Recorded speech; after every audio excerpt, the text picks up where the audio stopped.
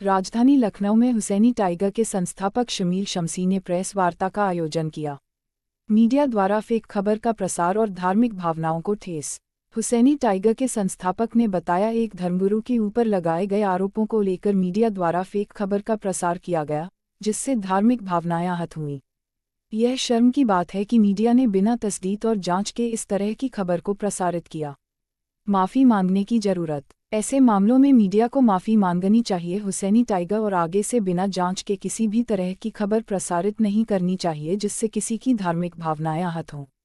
मुस्लिम समुदाय में धर्मगुरुओं का बहुत महत्व है और उनकी तस्वीरें और बयान अक्सर महत्वपूर्ण माने जाते हैं। इराक में शिया धर्मगुरु सिस्तानी साहब की तस्वीरें लगाई जाती हैं और इसी तरह ईरान में खामनाई साहब की तस्वीरें भी लगाई जाती हैं। सोशल मीडिया पे एक वीडियो वायरल हो रहा है और जैसे कि कहा जा रहा है खामनाई साहब की जो अभद्र टिप्पणी उनके लिए कही गई सोशल मीडिया के माध्यम से और इंडिया टीवी के माध्यम से, तो इस पे क्या कहना चाहेंगे आप? देखिए, ये मोसाद की वेबसाइट पे एक खबर जो थी, जो हास्यास्पद खबर थी, उसको मोसाद ने अपनी जिसको कहा जाए कि हार की खींच के अंतर्गत उसने डाला कि एक वरिष्ठ धर्मगुरु, एक 86 साल के बुजुर्ग, जिन्होंने इनके पंजों में पंजे डाल के इनके हाथ को मरोड़ दिया, उनके लिए ऐसे शब्दों का प्रयोग करके कि जो इस्लाम में पूरी तरह से हराम है, जबकि खुद इनके धर्म में हराम नहीं, ना ड्रग्स, ना शराब, ना नशे, लेकिन इस्लाम में बाकायदा हराम है। एक ऐसे धर्मगुरु के ऊपर इस प्रकार के आरोप लगाए गए। और शर्म की बात यह है कि उस एक फेक और बिल्कुल बोकस न्यूज को भारत की मीडिया ने जो है वो पैसा लेके मोसाद से और उसको जारी किया। तो ये शर्म की बात है। इसके ऊपर जो है वो ईरान ने भी सख्त अपनी जो है वो जारी की है प्रतिक्रिया।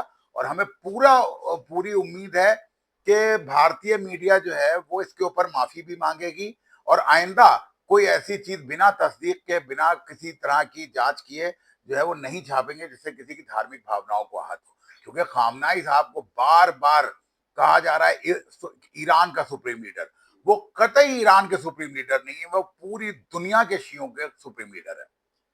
जी, जैसा कि शिया समुदाय में देखा जा रहा है कि कुछ लोग कह रहे हैं कि मुकदमा भी करेंगे जो गलत तरीके से वायरल किया गया है। इसमें विधिक जानकारी क्या है इसके बारे में तो हमें अंदाजा नहीं है कैसे क्या हो सकता है, लेकिन अगर कोई करता है इस टाइप की चीज तो मेरे ख्याल से आजाद देश है, उसको अपनी बात जो है वो संवैधानिक तरीके से कहने का और करने का अधिकार है।